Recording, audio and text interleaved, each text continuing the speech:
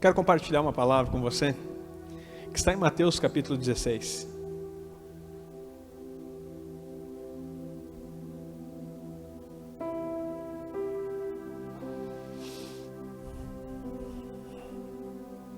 A partir do verso 13. Eu não sei se vai ser uma pregação, se vai ser um estudo, o que vai ser isso aqui, mas vamos compartilhar de vida de Deus, isso com certeza vai ser. Eu quero que você acompanhe e faça as suas anotações, que o Espírito Santo vai falar com você nessa noite em nome de Jesus. Diz assim a palavra de Deus: E chegando Jesus às partes de Cesareia de Filipe, interrogou os seus discípulos dizendo: Quem dizem os homens ser o Filho do Homem? Eles disseram: um João Batista, outros Elias e outros Jeremias, ou um dos profetas. Disse-lhe ele: E vós, quem dizeis que eu sou? Segura até essa parte. Posso quem diz que eu sou? Talvez você não saiba a geografia, mas pela graça do Senhor, eu já estive 3 vezes em Israel. Cesareia de Filipos é distante um pouquinho de Jerusalém. É um lugar que tira fora a consciência do povo judeu da religiosidade. Os 12 de Jesus eram todos judeus que frequentavam o templo. E quando você está muito preso, preste atenção nessa palavra, quando você está muito preso à tradição religiosa, você não consegue perceber aquilo que Jesus deseja revelar. Preste atenção. Às vezes a gente pensa que a religião nos aproxima. Não, ela nos distancia das verdades de Deus. O aspecto religioso nos distancia das verdades de Deus. Jesus precisou tirar eles para Cesareia de Filipos, um lugar distante. E o interessante é que ainda nesse lugar que Deus se revela, e aqui eu quero que você entenda, era um lugar central de cultos pagãos. Jesus estava passando por Cesareia de Filipos, e ali tinha lugares onde sacrificavam crianças ao Deus, ao ídolo Moloque. Sacrifício de crianças a Moloque. Enquanto Jesus caminhava por ali, ele olhando aquela situação toda, ele pergunta, olha, conversando com seus discípulos, quem dizem os homens que eu sou?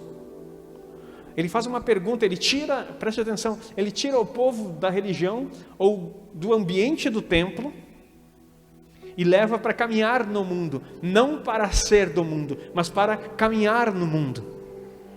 Porque mais tarde a sua própria palavra é ide por todo o mundo. Mas antes dele mandar, ele levou. Aprenda isso. Não queira mandar os outros fazer aquilo que você não foi fazer ainda. E não mande ninguém sozinho, sem acompanhar. Então Jesus vai com seus discípulos em Cesareia de Filipos, num lugar de muita idolatria, num lugar de perdição, num lugar onde sacrifícios de crianças eram feitos a deuses pagãos. E pergunta para os seus discípulos, quem dizem os homens que eu sou?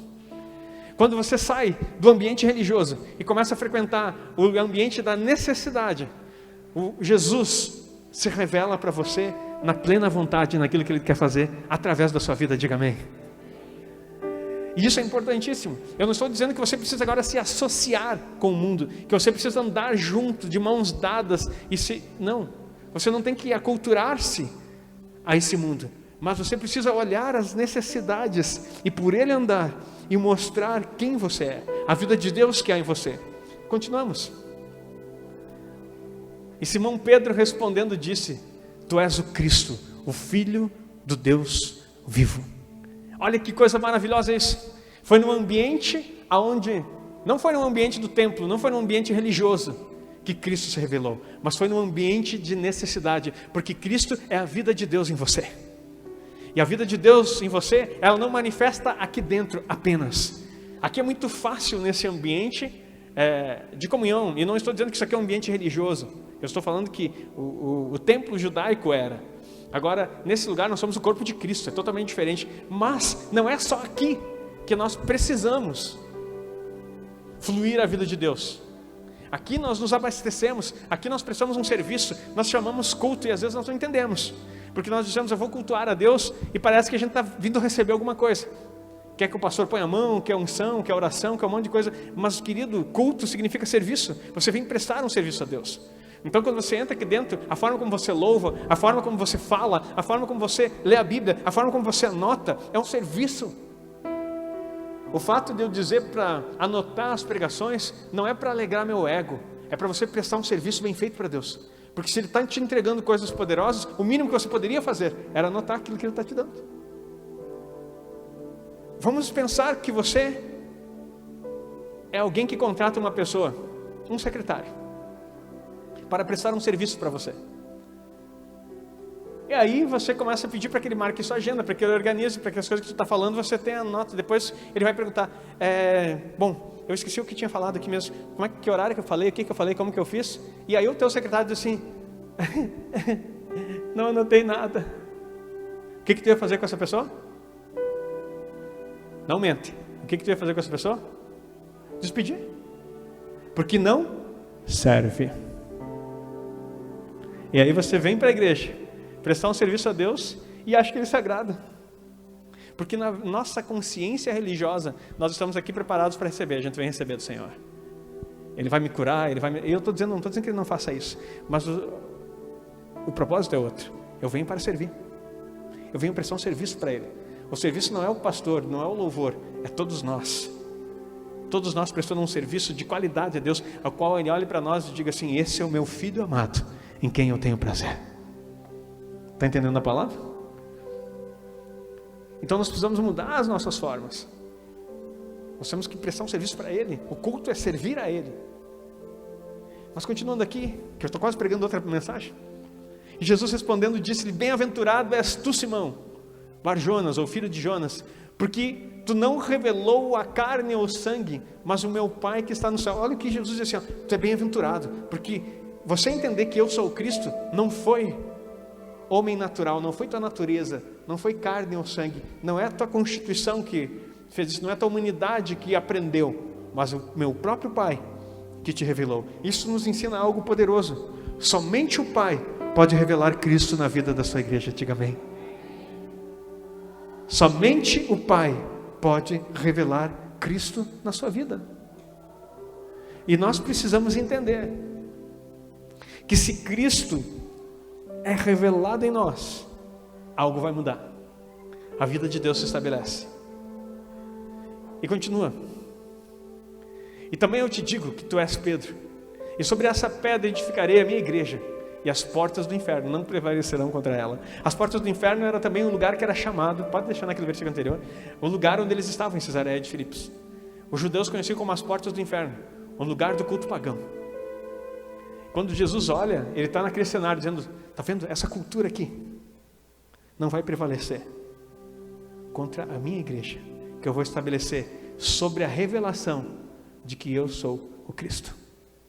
A igreja que entende quem é Cristo, a igreja que compreende quem Ele é, a vida de Deus em nós, o Cristo, o eterno, aquele que nós estamos falando, que é, que era e que há de vir, não apenas o Jesus homem que andou com eles e que hoje anda com nós através do Espírito Santo, mas aquele que edifica. Nós estamos falando numa série de mensagens aí sobre edificação. Então você precisa saber em quem você está e como você está sendo edificado. Quem é o Cristo que você está servindo? Ele é a revelação do próprio Deus no seu interior. A maioria da igreja conhece apenas Jesus e tenta seguir Jesus, mas esquece que Jesus cumpriu o seu papel e finalizou a sua obra na cruz, dizendo, está consumado. A partir daquele momento, Cristo ressurge, o Todo-Poderoso, o Rei da Glória, que vai voltar.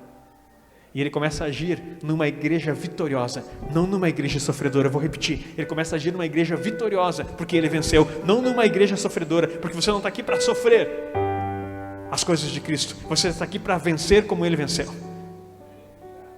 Na semana passada eu falei que as coisas não iam melhorar. Talvez eu fiquei como um profeta do caos. Não me interprete mal. Eu disse que as coisas desse mundo não vão melhorar. Não espere as coisas ficarem boas para você agir para Cristo. As coisas vão ficar cada vez pior. Mas a boa notícia é que Cristo em vocês vai trazer a esperança da glória. E a vida de Deus em você vai mudar as geografias aonde você estiver implantado. Porque é isso que nós precisamos, é isso que nós precisamos viver. Então, aí foi revelado o próprio Cristo. E Jesus profetiza dizendo que as portas do inferno nunca iam prevalecer sobre a igreja. Continua o próximo versículo, por favor. E eu te darei as chaves do reino dos céus. Olha que coisa poderosa. Não foi para Pedro, foi para você.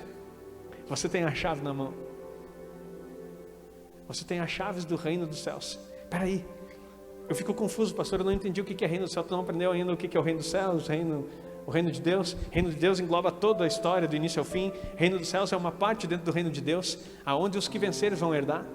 E aí tem o reino terreno, que é o reino do Messias, que ele vem aqui levantar a casa caída de Davi e reinar por 1000 anos nessa terra. Enquanto haverá 1000 anos de reino nessa terra, o Messias vai estar reinando na terra, mas a Nova Jerusalém vai descer até as nuvens e ficar pairando sobre a Jerusalém terrena, aonde os vencedores estarão no reino dos céus. E o que está dizendo? Você, igreja, você vai ter a chave do reino do céu. Você vai poder, na pessoa de Pedro, você vai poder levar pessoas para esse reino e desfrutar. Nós não vamos para o céu, nesse lugar de nuvenzinhas, mas nós vamos para um reino celestial, aonde nós seremos mensageiros das novidades do céu, na terra, por 1000 anos. Isso muda tudo. Então, é isso que ele está dizendo. E tudo que desligares na terra será desligado nos céus. Próximo versículo. Então, mandou os seus discípulos que ninguém dissesse que ele era Jesus, o Cristo. Porque não é o comunicar. E agora preste atenção. Não queira sair ensinando por aí Cristo para as outras pessoas. Eu sou pastor e estou ministrando isso na sua vida. Agora, as pessoas precisam ser reveladas de quem é Cristo. Sabe como? Através da vida de Deus em você. Eles têm que ver Cristo em você. Não é você ensinar, Cristo, já viu Cristo como é que é? O pastor falou que Jesus é Jesus, Cristo é Cristo. Não, você precisa ter essa experiência de Cristo em você. Enquanto isso não for revelado em você, não vai revelar para os outros. Não saia contando para ninguém quem eu sou, porque essa revelação é espiritual e só o meu Pai pode dar. Mas eu creio que nós estamos numa igreja, vivendo um momento, um tempo onde o Cristo quer se revelar em cada um de nós. Diga amém. E nós precisamos absorver esse ensino, viver isso em nós, para que nós possamos mostrar a vida de Deus nessa terra que está tão sedenta, nesse território que precisa tanto entender quem é Cristo. Continuamos. Olha só. Desde então começou Jesus a mostrar aos seus discípulos que convinha ir a Jerusalém e padecer muitas coisas dos anciãos e dos principais sacerdotes e dos escribas e ser morto e ressuscitar ao 3º dia. Para nesse versículo. Desde então. Olha, Jesus até aí, até o entendimento de que ele era o Cristo, até os seus discípulos entenderem quem ele era, até a vida de Deus revelar Cristo neles, ele não falou a respeito do propósito. Eu quero dizer para você, tem muita gente querendo entender o propósito de Deus e a vontade dele sem conhecendo apenas Jesus, sem revelação do Cristo. Mas o interessante é que nem os 12 de Jesus receberam o propósito dele sem antes receber Cristo. Você está precisando saber qual é o propósito de Deus na sua vida, qual é a vontade plena dele. Entenda quem é Cristo, receba Cristo em sua vida.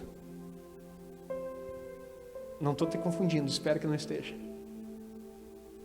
Aí ele começa a falar a respeito do quê? Agora preste atenção, só pode entender o propósito e o que nós vamos passar nessa vida quem tem Cristo em si. Porque Jesus começa a falar a respeito do padecer muitas coisas dos anciãos, dos principais sacerdotes, dos escribas, ser morto e ressuscitar ao 3º dia. Jesus começa agora a dizer, eu vou sofrer, eu vou morrer, mas eu vou ressuscitar. Eu tenho algo para cumprir aqui, que leva a glória, mas não antes de padecer. Porque quem não tem Cristo, não quer padecer, só quer a glória. E a igreja que nós vivemos hoje é uma igreja que quer a glória, sem padecer. Quer um céu fácil, que ainda estão no céu.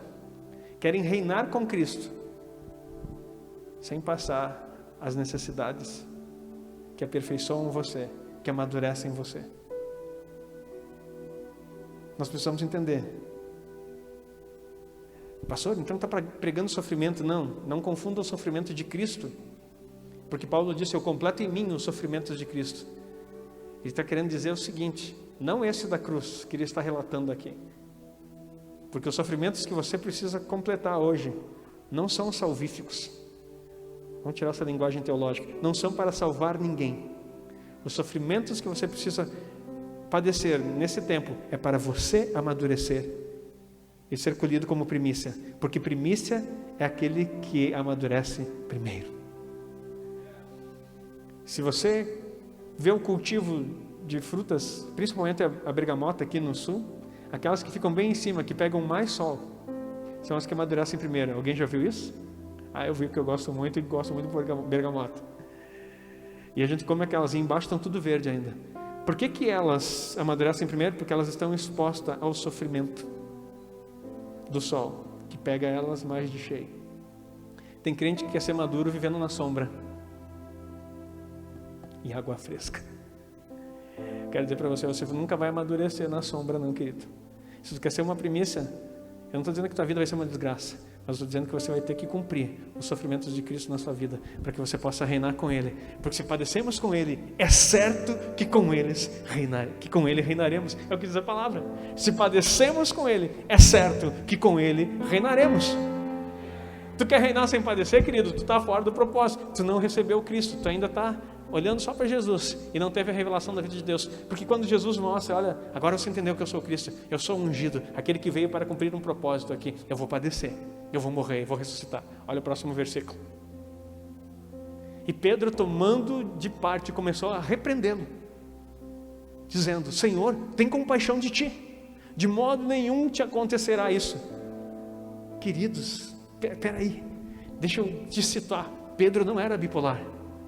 Pedro era homem como você e eu.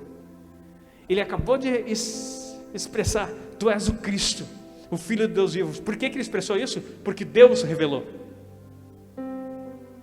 Agora entenda uma coisa, sem a revelação de Deus, tu continua sendo um ser humano pessimista, sem propósito, e querendo evitar todo e qualquer sofrimento. O que acontece aqui?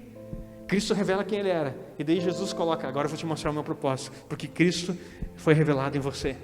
Começa a mostrar o propósito. Só que entre nós há uma luta da nossa alma com o nosso espírito. O espírito na verdade está pronto, mas a carne é fraca. E aí quando a gente vê a dificuldade, o que acontece? Não. Tenha dó de ti. Isso jamais vai acontecer contigo. Olha o que diz Jesus para Pedro. Próximo versículo, por favor.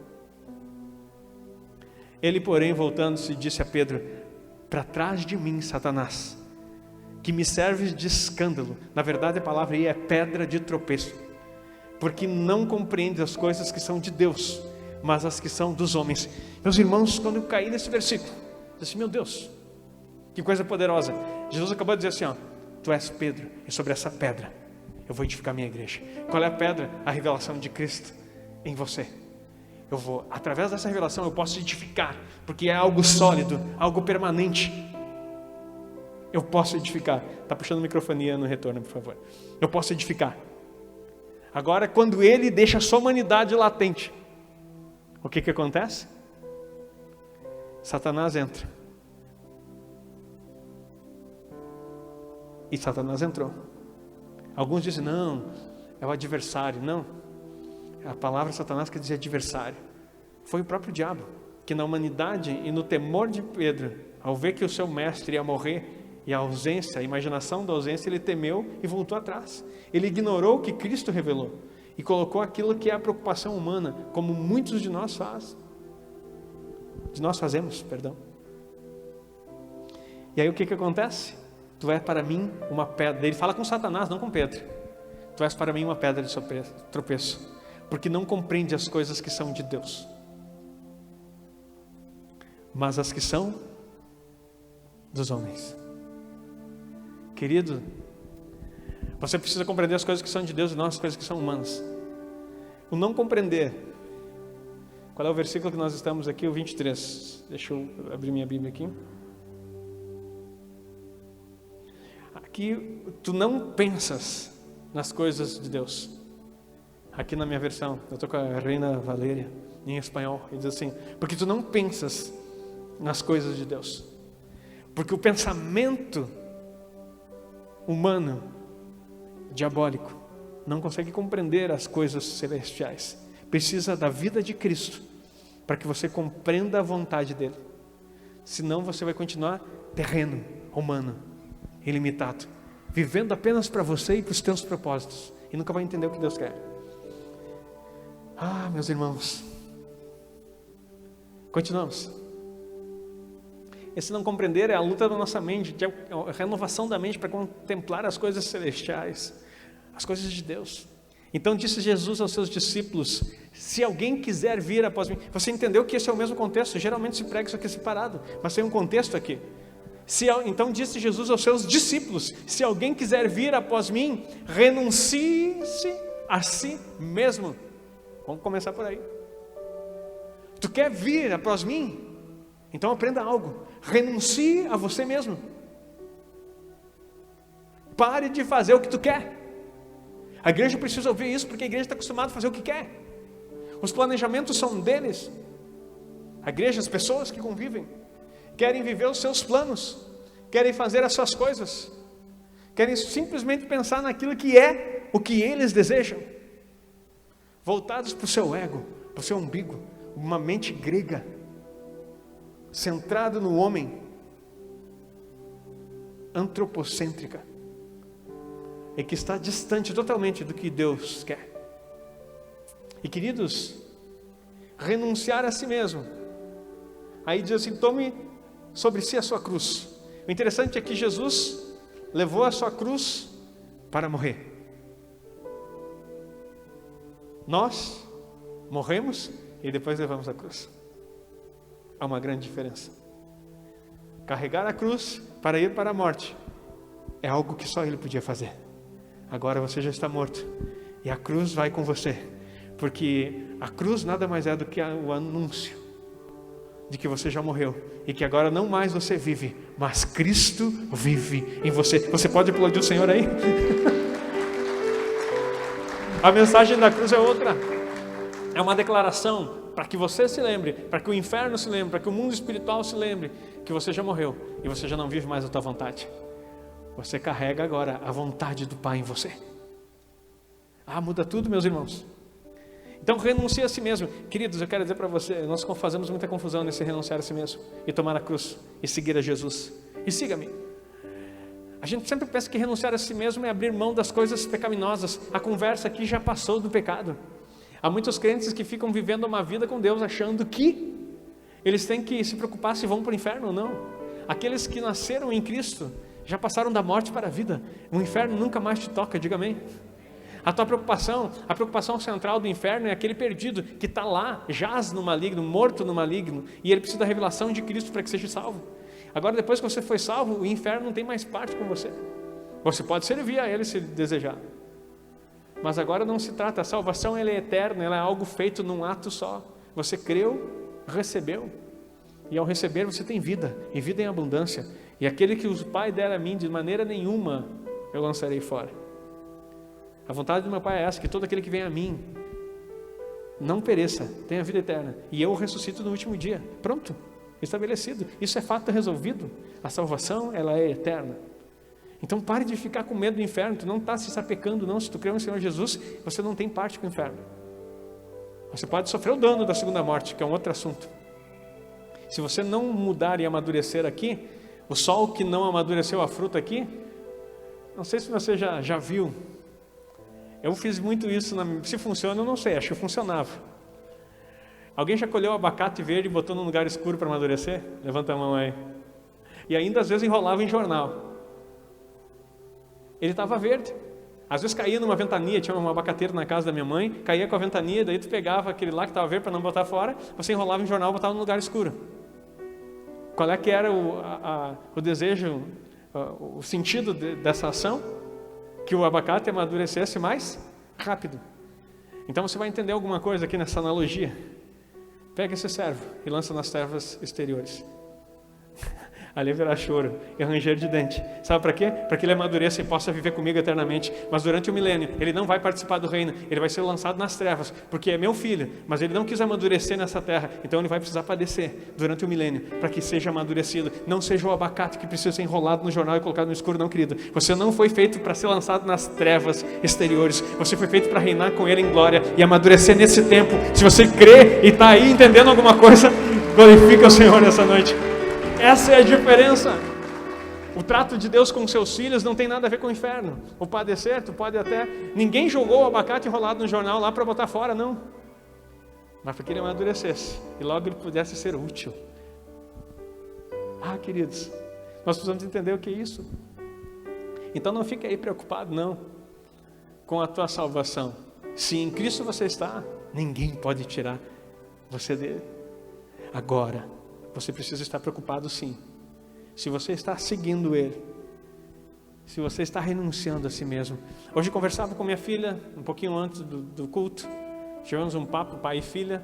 Eu comecei a explicar para ela esse sentido do que é esse amadurecer, o que é o negar a si mesmo. Porque às vezes nós pensamos que negar a si mesmo é deixar de pecar. Deixar de pecar, aquele que é nascido de Deus não peca, 1 João fala. Então não se trata de pecado. Preste atenção. A renúncia que você precisa fazer nem sempre se refere a pecado. Ou melhor, deixa eu reformular. Na maioria das vezes não se refere a pecado. A renúncia é os teus desejos e as tuas vontades. Gálatas capítulo 5 fala a respeito das obras da carne e do fruto do Espírito. As obras da carne são manifestas e se tornam pecado. Mas nem todo desejo que você tem, ele é um desejo pecaminoso, mas ele pode te afastar do propósito e da vontade de Deus. E você não ganhar nada com isso. Vamos dar um exemplo como eu dei para minha filha hoje à tarde. Talvez fique simples para você. Ela tem um seriado que ela gosta muito de assistir, que ela já está aguardando na Netflix, que é um sobre artes marciais lá, Cobra Kai, que vai sair agora em dezembro. Ela já está esperando. Eu disse, filha, imagina que o Cobra Kai vai ser lançado hoje às 19 horas, nessa noite. Tu está ansiosa para que comece esse seriado. E daí hoje, no domingo, 19 horas, vai ser lançado esse seriado. Aí você pensa, poxa, domingo que vem tem culto de novo? Então vamos aproveitar, já que é lançamento, estou com tanta expectativa, vamos ficar em casa e assistir o seriado da Netflix.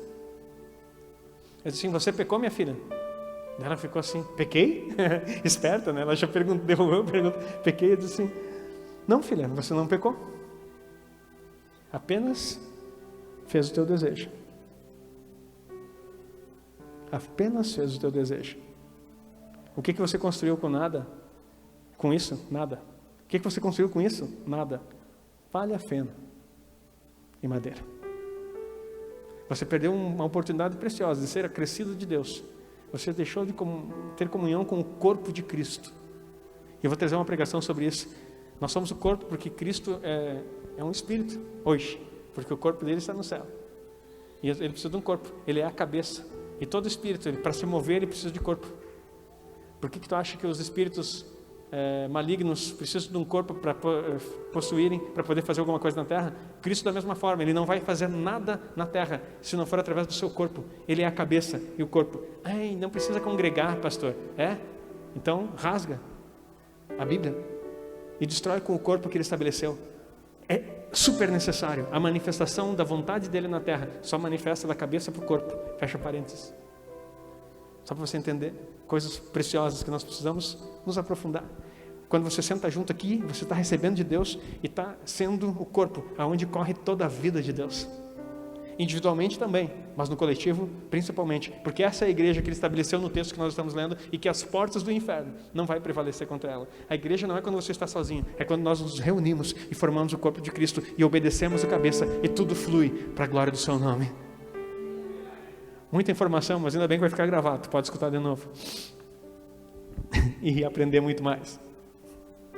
Mas aqui, daí ela assim, pequei? Eu disse assim, não, filha, você não pecou, você simplesmente deixou de receber de Deus alguma coisa e fez uma obra sem sentido nenhum, que não vai acrescer em nada. Agora, se no próximo final de semana você decidir fazer a mesma coisa, o que vai acontecer? Você vai perder a comunhão do corpo. E cada vez vai afastar. E vai quebrar um princípio que a Bíblia diz, e não deixamos de congregar, como é costume de alguns. Aí você já começou a pecar. Nem toda renúncia vai ser pecado. Algumas coisas que as pessoas sempre me perguntam, pastor, e ficam tentando achar base bíblica. Eu quero dizer para você, não tem base bíblica de que Jesus transformou a água em vinho alcoólico para você se emborrachar. Me desculpe pela expressão, mas é bem isso. Isso não é bíblico. Eu estudei no hebraico e fiz até um artigo sobre isso. Não tem base bíblica para isso. Mas fecha o parênteses a respeito da transformação do milagre de Jesus. O vinho novo que a Bíblia fala é sempre vinho sem álcool. É o vinho recém-tirado, a uva espremida, o vinho novo. É aquele suco integral que você tem disponível para comprar. É o melhor vinho. Todos diziam, você guardou o melhor vinho até agora. Todo vinho fermentado, ele não era mais considerado o melhor, porque o fermentado há muito tempo, ele era condenado pelo judaísmo, pela Bíblia em si, pela Torá, melhor palavra. Porque todo vinho fermentado, ele era chamado secar no hebraico. E ele sempre, quando se refere a ele, está falando da dissolução, está falando em queda, está falando em pecado. O outro vinho era o vinho Yanin, que era misturado com água. Então ele não era um vinho tão delicioso. Ele já estava começando a fermentar, misturavam água nele e ele ficava um vinho mais aguado. Esse era o vinho comum, distribuído em todos os lugares. O melhor vinho é aquele vinho novo que o Senhor Jesus traz e faz. Aí as pessoas perguntam, pastor, beber é pecado? Onde está na Bíblia que é pecado? Eu quero dizer para você, você não vai encontrar na Bíblia, como um jovem uma vez me perguntou, pastor, aonde está escrito na Bíblia que é proibido fumar? Eu quero um versículo que Jesus diga que não pode fumar maconha. Eu disse assim, tu não vai achar, meu querido. Eu quero um versículo na Bíblia que diga que não pode cheirar coca. Tu não vai achar na Bíblia. Ah, então pode, pastor. Não é o teor da conversa. Mas nós temos um cérebro e uma inteligência e muito mais, vida de Deus em nós. Agora falando a respeito da bebida alcoólica, a Bíblia diz assim, em Efésios 5,18, não vos embriagueis com vinho. Ah, pastor, eu sabia, então não pode se embriagar. Exato, a Bíblia não diz que não pode beber. A Bíblia diz não se embriague. Oh, glória a Deus, vai ter muito irmão saindo daqui e passando no boteco, né? E dizendo, o pastor falou, misericórdia, repreendido essa palavra em nome de Jesus. Sabe por quê? O vinho sempre simbolizou a busca da alegria em toda a história. Toda bebida alcoólica é um símbolo de alegria no ambiente. Toma umas, fica faceirinho.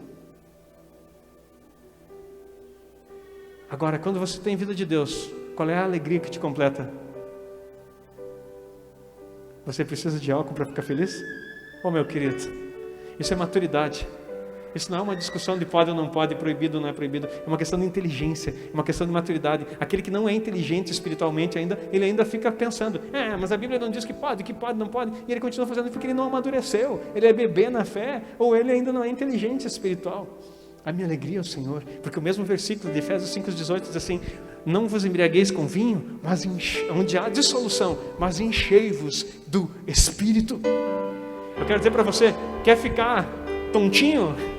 Eu quero dizer para você, a presença da glória é muito mais forte do que o vinho, porque ele te derruba e ninguém consegue ficar de pé, porque quando a Shekinah de Deus desce no lugar, não é possível você se movimentar. Eu já estive em ambientes que eu era muito tradicional e eu vi a glória de Deus movida num local e eu louco para fugir daquele lugar e minhas pernas não tinham força, eu tentava levantar da cadeira e não conseguia, porque Deus tinha um propósito e lá Ele começou a mudar minha vida, numa visão tradicional que eu tinha para entender as coisas do Espírito. Eu quero dizer para você, quando o Espírito Santo age em você, esquece álcool, é muito melhor, é vida de Deus fluindo. E não é essa imaturidade que nós precisamos ter. Queridos, agora vamos pensar assim. Isso tudo eu conversava com a minha filha ainda à tarde. Ele disse assim, filha, quando se comemora as coisas na sociedade, qual é a primeira coisa? Uma vitória, uma formatura, um casamento, qual é a primeira coisa que vem na cabeça? Aí a minha filha falou rapidinho, champanhe, pai. Eu disse assim, pois é, por que é a champanhe? É um símbolo de alegria, é um símbolo de festividade, não é?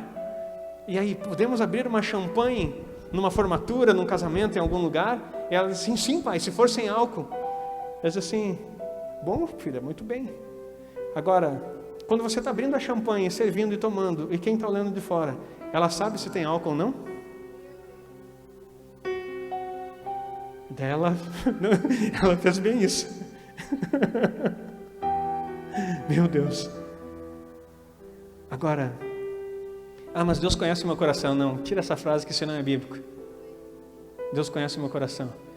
Deus quer saber do resultado da tua vida, do teu testemunho. Fuja da aparência do mal. Não dê mau testemunho, é simplesmente isso. Agora assim, se abrir a champanhe e comemorar, você está pecando? Com álcool ou sem álcool? Me responde. Não. Agora, como você vai saber se é um copo, se é meio copo, se é 2 copos, se é 3 copos que vai te deixar tontinho? A partir do momento que tu tomou um copo e embaralhou, não precisa nem ficar cambalhando ou caindo de bêbado. Agora, perdeu a tua consciência, pecou. Para que usar da liberdade, como diz Paulo? Para dar ocasião à carne. Liberdade é você ter a condição de não fazer ou não. Agora, cada vez que você tomou, seja lá o que for, a champanhe do exemplo, e ficou tontinho, você pecou, meu querido, e entristeceu o Espírito Santo. Não, mas a Bíblia diz embriagar, meu querido. Da tontura para o embriagar, acho que todos vocês já passaram por essa experiência, ou pelo menos ouviu alguém passar na família. É assim,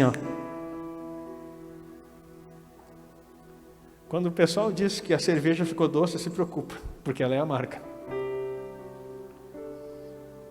Quando a cachaça fica doce, uma vez eu sentei com um mendigo na rua, eu disse assim, como é que você consegue tomar isso aí? Estava tomando puro assim no bico. Eu disse assim, pastor, ela é docinha. Eu fiquei olhando assim, poxa. Eu falei para ele assim, tá doce já? Tá.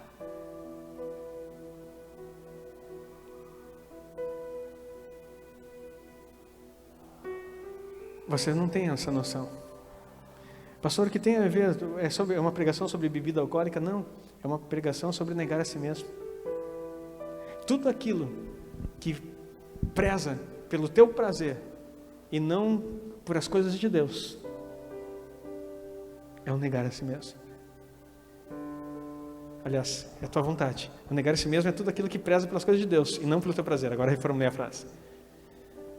Vamos pensar. Sabe o que a igreja mais se queixa quando você chama para um jejum? Todo mundo diz assim, pastor, eu não consigo, eu fico tonto, eu desmaio, baixa a minha glicose, não sei o que lá, dá palpitação, eu tremo. Eu digo assim, queridos, isso é totalmente espiritual. Nenhum ser humano na terra morre por ficar um dia sem comer. Tu tem plena condição de atividade física intensa que tu faz, toda ela, de ficar 3 dias, isso é científico, 3 dias sem comer, fazendo todo tipo de atividade física intensa, seja lá, não interessa se tu quebra pedra numa mina, num negócio lá, quebrando pedra, tu consegue ficar 3 dias sem comer, e não morre. Só que o crente, não pastor, um jejum, não, eu fico muito fraco, eu não consigo, olha o meu trabalho, olha o que eu faço, olha não sei o que lá. Sabe o que é isso? Imaturidade. É o meu desejo.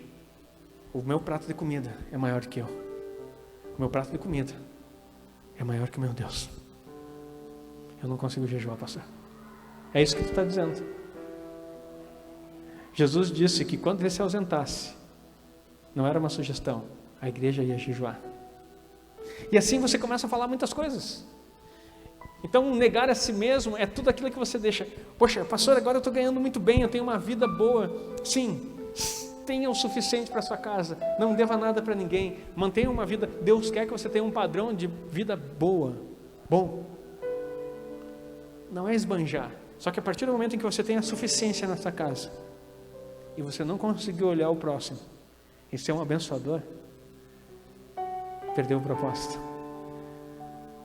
É igual aquele rico, igual o jovem rico, igual aquele rico que quebrou os celeiros para ampliar, e que Deus chega para ele, louco, hoje pediram a tua alma, e o que tu tem, para quem será? Está entendendo o que é propósito? Você tem, então invista, você tem tempo, invista, você tem força, invista, busque em primeiro lugar o reino de Deus e a sua justiça. Isso é buscar, é no negar a si mesmo, é a tua vontade da alma, é parar de fazer conta quando se trata de um reino de Deus e a tua vontade. É simplesmente entender, Senhor, O que mais tu precisa de mim? Queridos, isso não é para exaltação, mas é para entendimento. Isso é testemunho. Se Deus pedisse tudo que eu tenho, e já pediu, não tenho nenhuma dificuldade em entregar, porque tudo que eu tenho e tudo que eu sou vem dele. Eu sempre digo para minha esposa, quando tu me conheceu eu tinha 3 coisas: uma bicicleta.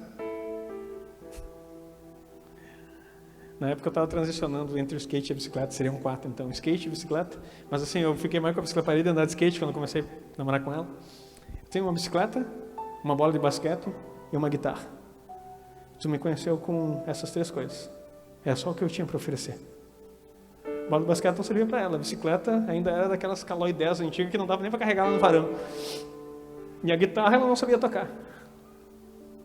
Era só o que eu tinha. O resto tudo foi Deus que me deu. Não que essas 3 não foi, também foi. Nós construímos juntos, na nossa vida e na nossa história. E meus queridos, nessa história, a gente abriu mão de muita coisa, em prol do reino de Deus. Então eu quero dizer para você que você tem modelo para seguir. E eu quero dizer para você, nada vai te faltar. Nada vai te faltar. Em momento algum, nada vai te faltar. A maior prova da tua fidelidade é quando você abrir mão daquilo que é a coisa mais importante para você e dizer Deus é teu.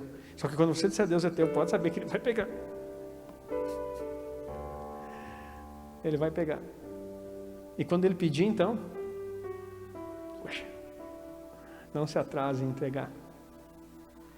Querido, nós estamos chegando num tempo de vida de igreja que nós precisamos entender essas coisas. Compartilhava com alguns irmãos sonhos que eu tenho no meu coração. Tenho sonho, não é a escola. Queremos fazer uma escola aqui.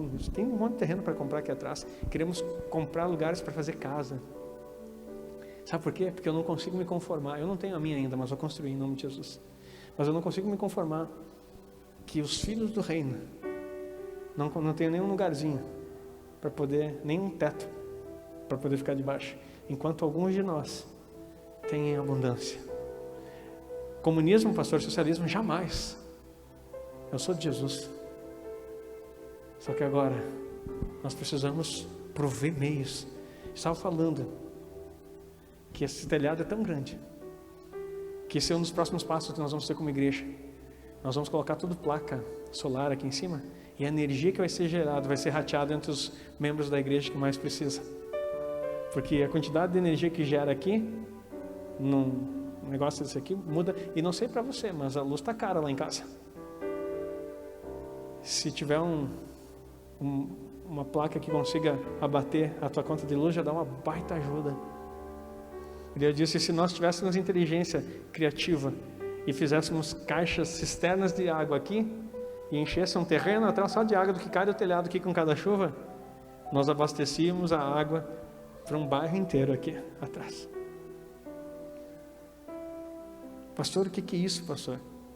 É o negar a si mesmo e pensar nos outros. Ah, isso é só discurso. Não, é só uma questão de tempo.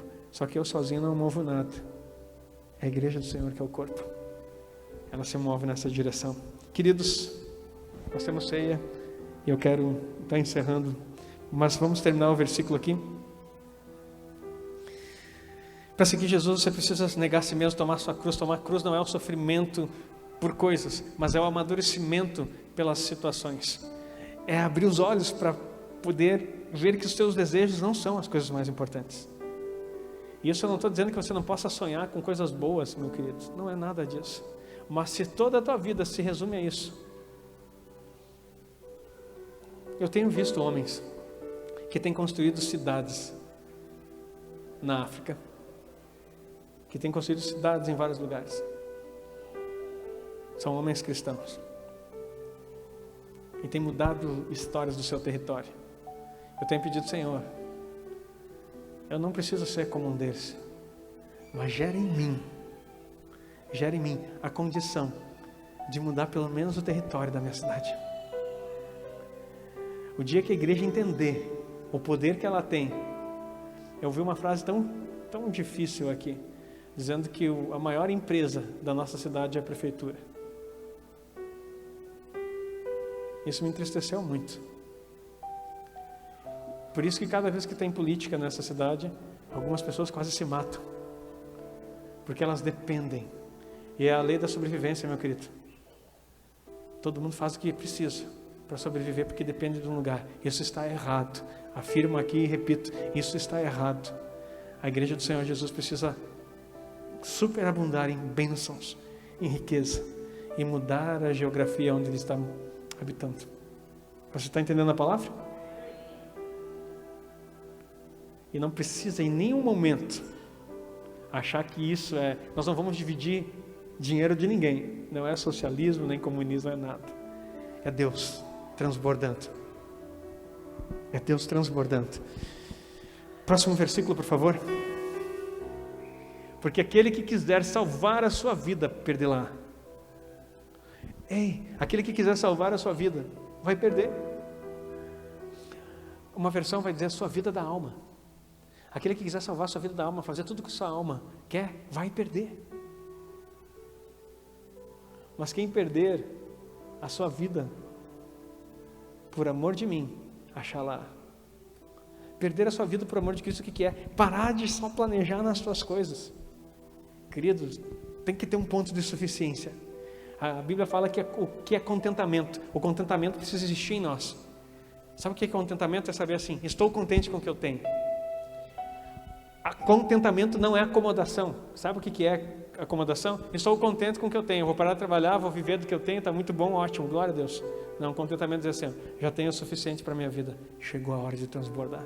Todo crente tinha que começar a sonhar com o momento, não, agora eu vou avançar, agora eu vou abençoar pessoas, agora eu vou poder chegar num lugar, chegar num bairro, transformar, tem casa caindo aos pedaços, é construir, fazer de novo, tem ministério, nós vamos ter que ter esse ministério nessa igreja um dia, de construir, dar um lugar melhor para a vida das pessoas, é trazer o alimento, é dar cesta básica para quem precisa, primeiro na casa, e depois o transbordo externo.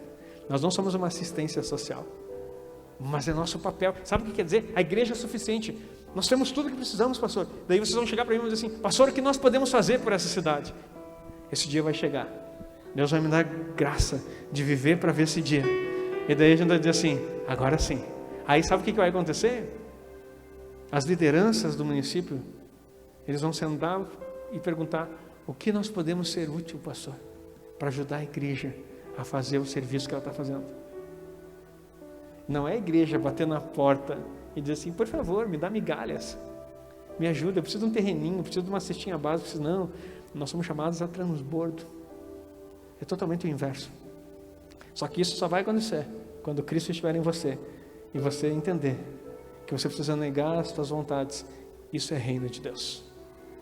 Está entendendo a palavra? E todo aquele que... Opa, já ia ler em espanhol para ti aqui. Por amor de mim, Axalá. Pode colocar o próximo. Pois que aproveita o homem ganhar o mundo inteiro. Preste atenção nisso. Ganhar o mundo inteiro não é evangelizar, não, querido, como já te ensinaram algumas vezes. Se perder a sua alma, o que dará o homem em recompensa da sua alma? Agora deixa eu te explicar esse versículo para nós analisarmos. Pois que aproveita o homem ganhar o mundo inteiro. Ganhar todas as coisas nesse mundo. Ganhar o mundo inteiro. O desejo todo da sua alma. O que adianta o homem ter tudo aquilo que ele deseja?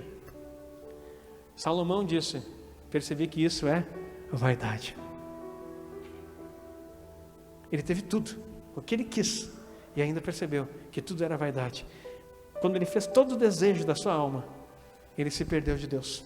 Davi orava dizendo, não me faça ter tão pouco, que eu venha mendigar e envergonhe o teu nome, e não me faça ter muito, que eu venha esquecer de ti, a ponto que eu esqueça de ti. É o equilíbrio das coisas. Então o que aproveita o homem ganhar o mundo inteiro e perder a sua alma? E olha só, o que dará o homem em recompensa da sua alma? O que o homem pode te oferecer em recompensa da sua própria alma? O que o homem pode oferecer para você? Porque olha o próximo versículo.